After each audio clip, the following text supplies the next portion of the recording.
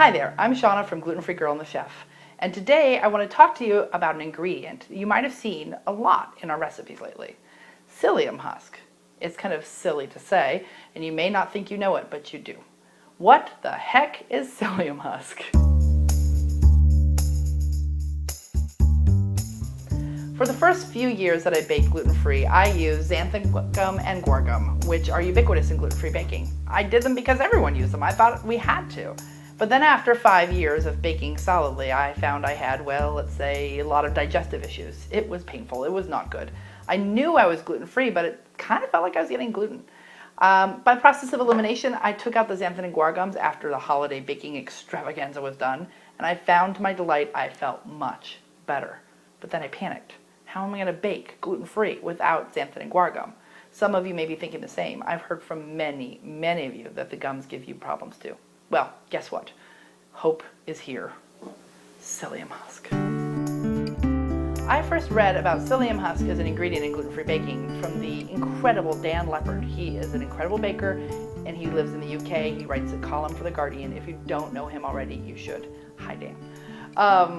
It was a surprise to me that he was using this psyllium husk, which, you know, you've probably heard of before. It shows up in Metamucil. Look at this. It says colon cleanser on the front of this giant package. That's appetizing. But here's the deal. The same way that it works in your body to sort of suck up all of the water and give you, well, I don't need to say it, right? I mean, it makes you regular. Let's put it that way. It makes you regular. That same quality works really well in baking.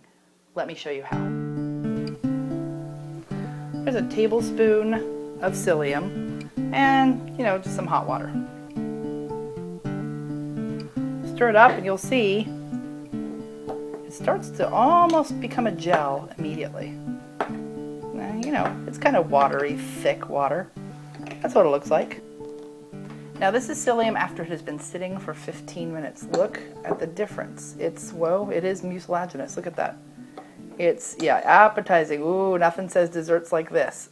But here's the deal. The way that the water has almost been sucked up and is bound together by the psyllium, that's what's going to happen in your baked goods too. So I probably don't have to tell you this, but you don't want to drink this. Oh my goodness. It's like silly putty at this point. So the cool thing is when you let this sit in a bread dough for an hour, that dough may look super wet, and it is. But over the hour to hour and a half, the 3 hours you let it rise, this is what happens. Wow, that's kind of cool. So this is the secret to great gluten-free breads.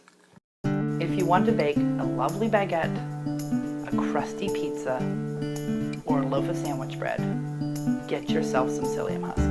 And guess what? It's at the health section of the grocery store. It's really not expensive. Nobody thinks it's worth anything. But this is the magic ingredient. Start baking.